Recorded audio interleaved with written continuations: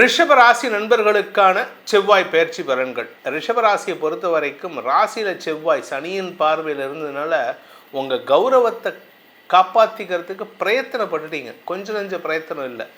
அதே சமயம் உங்களுடைய தாயாரின் ஆரோக்கிய விஷயத்திலோ அல்லது தாயாருடனோ மனஸ்தாபம் ஏற்படக்கூடிய சூழ்நிலை இருந்தது. காரணம் என்னன்னா, ராசியில் இருக்கிற செவ்வாய் 4ஆம் இடத்தை பார்க்குறாரு. தாயாருடைய ஆரோக்கிய விஷயத்தில் கொஞ்சம் சங்கடம் அல்லது தாயாருடன் மனஸ்தாபம் போன்ற விஷயங்கள், தாயார்கிட்ட அம்மாக்கிட்ட ஓவராக கத்துறது, சண்டை போடுறது, இதெல்லாம் நடந்திருக்கும். இதுக்கு காரணம் என்னென்னா பதட்டத்தை கொடுத்துருக்காரு. ஏன்னா சனியின் பார்வையில் செவ்வாய் இருந்தாலே பதட்டம்தான். சனி பார்வையில் செவ்வாய் இருந்தாலோ சனியோடு செவ்வாய் சேர்ந்திருந்தாலோ உங்களுக்கு பதட்டத்தை கொடுக்கக்கூடிய வகையில் இருக்கார். இப்போ அந்த சனி பார்வை விட்டு விலகிறது உங்களுக்கு நல்லது.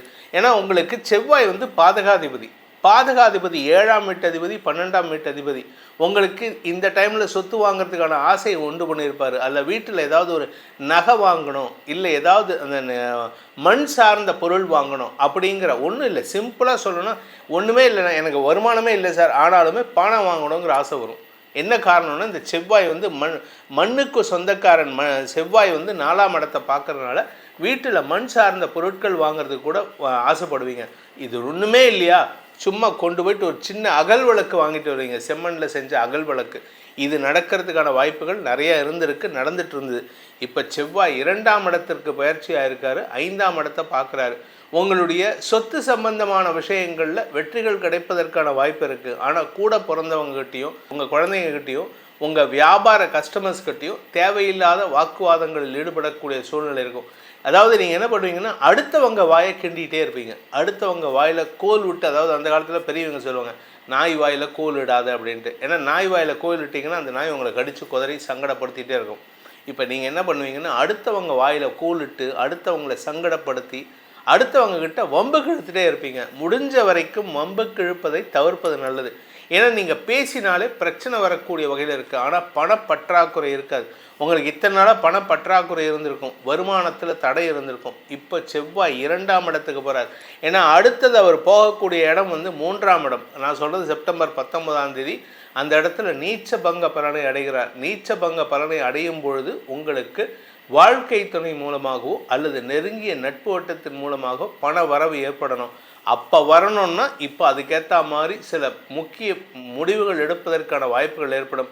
அதே சமயம் செவ்வாயுடைய பார்வை எங்கே இருக்குது அப்படின்னா, 4ஆம் பார்வை இருக்குது, 7ஆம் பார்வை இருக்குது, 8ஆம் பார்வை இருக்குது. 4ஆம் பார்வை 5ஆம் இடத்தை பார்க்குறாரு. வியாபாரம் சம்பந்தமாகவோ அல்லது உங்களுடைய பிஸ்னஸ் ப்ரமோஷன் சம்பந்தமாகவோ நீங்கள் எடுக்கும் முயற்சிகள் விமர்சனங்களுக்கு உட்படுவதற்கான வாய்ப்பு இருக்குது. அடுத்தவங்க விமர்சனம் பண்ணுவாங்க, போயா அப்படின்ட்டு போவீங்க. கொஞ்சம் வாயை கண்ட்ரோல் பண்ணுங்கள். அடுத்தவங்களை பற்றி தப்பாக பேசுகிறத குறைச்சிக்கோங்க. அதே சமயம் 7ஆம் வீட்டு அதிபதி 2ஆம் இடத்துக்கு போயிருக்கிறனால வாழ்க்கை துணையுடன் இந்த 48 நாளும் வாக்குவாதங்கள் அதிகரிக்கக்கூடிய வாய்ப்பு இருக்குது. இந்த ராசியில் பிறந்த பள்ளி கல்லூரி மாணவ மாணவிகள் படிப்பில் கடுமையான உழைப்பை தரக்கூடிய நேரமாக இருந்தாலும் அதில் நிரந்தர வெற்றிகள் ஏற்படுறதுக்கான வாய்ப்பு நிறையா இருக்குது. அதனால் பெருசாக கவலைப்பட வேண்டாம். உங்களுக்கான பரிகாரம், அதாவது ரிஷபராசி நண்பர்கள் செய்ய வேண்டிய பரிகாரம் அப்படின்னு பார்த்தீங்கன்னா, முருகப்பெருமானை வணங்கணும். எல்லாருக்குமே 12 ராசிக்கும் முருகப்பெருமான் தான். ஆனால் எந்த முருகப்பெருமானை வணங்கணுங்கிறது இருக்குது.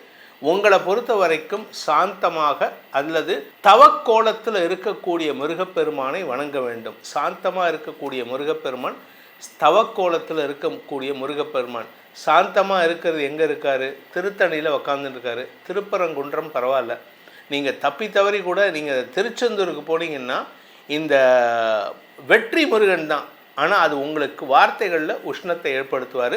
அதனால் தவக்கோலத்தில் இருக்கும் முருகப்பெருமானை வணங்குவதன் மூலமாக வெற்றிகள் நிரந்தரமாகும். உலக அளவில் பார்த்திங்கன்னா பெரிய பெரிய பிரச்சனைக்கு காரணம் அப்படின்னு பார்த்திங்கன்னா இந்த செவ்வாய் தான். ஒரு ஜாதகத்தில் செவ்வாய் நீச்சமாக இருந்தாலோ அல்லது உச்சமாக இருந்து வேற்று கிரகங்கள், அதாவது பாதகாதிபதி கிரகங்களால் பார்க்கப்பட்டாலோ அந்த மனுஷனுக்கு தைரியம் குறைவாக இருக்கும். அதே மாதிரி ஆரோக்கியத்திலும் பிரச்சனை ஏற்படும். நரம்பு ரத்தம் சார்ந்த பிரச்சனைகள் வரும். அதனால தான் செவ்வாய் நல்லா இருக்கா பாருங்கள் அப்படின்னு, செவ்வாய் தோஷம் இருக்கா பாருங்கள், செவ்வாய் தோஷம் இருக்கக்கூடாது அந்த மாதிரிலாம். அதாவது செவ்வாய்க்கு சில கிரகங்களின் பார்வை இருந்தால் தோஷம்னு பேர்.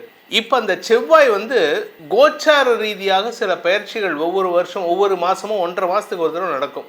வருஷத்தில் ஒரு எப்படி பார்த்தீங்கன்னா ஒரு 6லேருந்து 8 தடவை பயிற்சி ஆவார். இந்த கோச்சார ரீதியான செவ்வாய் பயிற்சியில் தான் வந்து உலக அளவில் பிரச்சனைகள் வெடிக்கக்கூடிய வகையில் இருக்குது. இப்போ ரீசெண்டாக பார்த்தீங்கன்னா ஜந்தர் மந்தரில் பிரச்சனை, அமெரிக்காவுக்கும் ஈரானுக்கும் பிரச்சனை, இதுக்கெல்லாம் காரணம் அதே மாதிரி ரஷ்யாவுக்கும் உக்ரைனுக்கும் பிரச்சனை. அதெல்லாம் காரணம் என்னன்னு கேட்டால் செவ்வாய் வந்து சனியின் பாதிப்பு, சனியின் சம்பந்தம் ஏற்படுகின்ற பொழுதெல்லாம் இந்த பிரச்சனைகள் வருது. இது இப்போது நடக்கக்கூடிய பிரச்சனைகளுக்கு தீர்வு கிடைக்குமா அப்படின்னு கேட்டால் அதெல்லாம் நிறுத்து போயிடும், அது வேறு விஷயம்.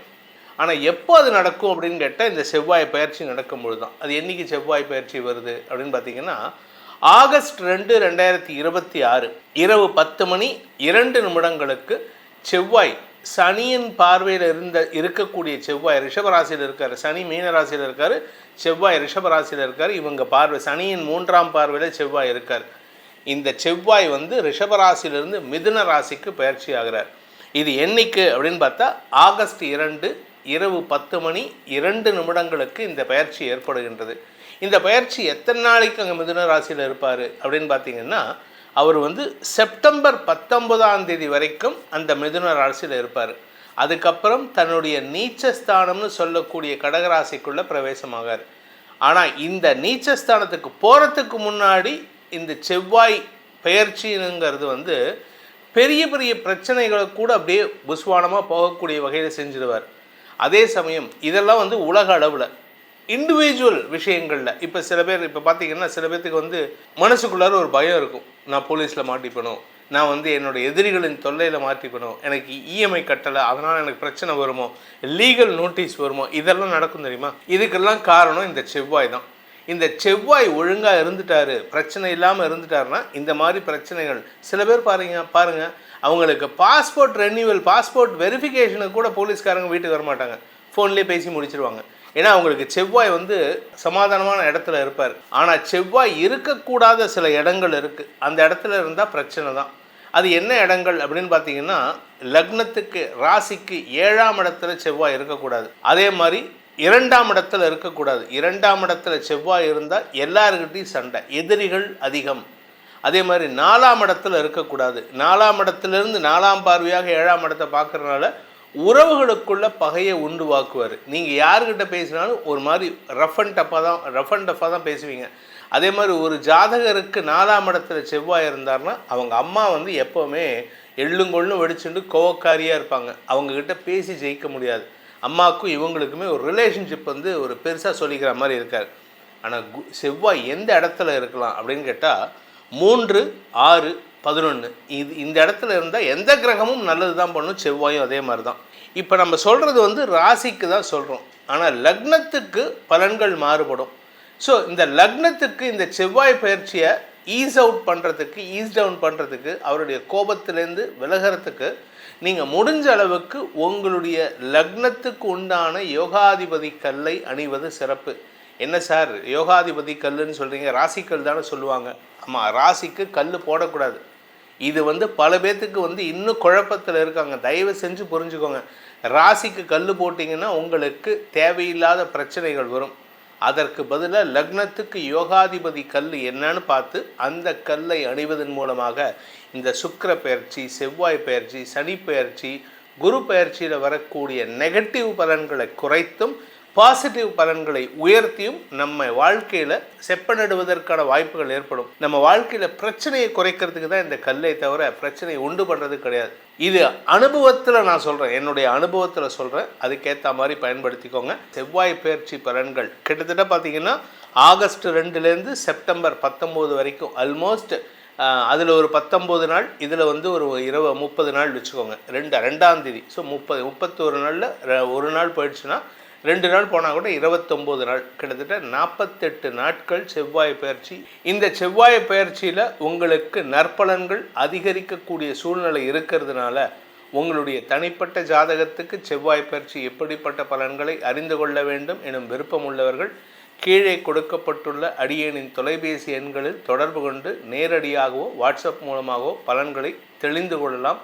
இதன் மூலமாக உங்களுடைய வாழ்க்கையில் பல ஒப்பற்ற நல்ல பலன்கள் ஏற்பட வேண்டும் எனும் அடியேனின் பிரார்த்தனையை சமர்ப்பித்து உங்கள் அனைவருக்கும் நல்வாழ்த்துக்களை தெரிவித்துக்கொண்டு உங்களிடமிருந்து விடைபெறுவது உங்கள் வேத ஜோதிடர் பிரகாஷ் நரசிம்மனின் அன்பான வணக்கங்களுடன்.